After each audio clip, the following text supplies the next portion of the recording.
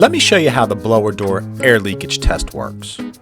With the test running, you can see how air flows through the fixture. The spider webs are telling the story. When I went up to the attic, I noticed the homeowner had a bunch of Tenmat recess light covers.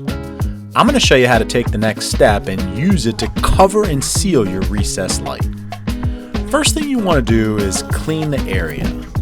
The foam is going to stick best to the drywall ceiling when it's nice and clean.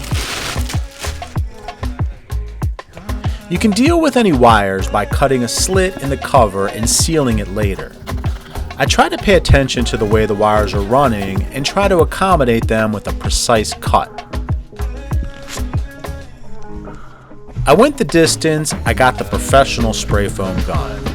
It can be adjusted for different size areas that need to be sealed.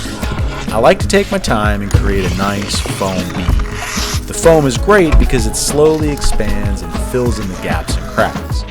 Check out how the foam cured on this job. Now your light is covered and sealed and ready for insulation over top. Thanks for watching.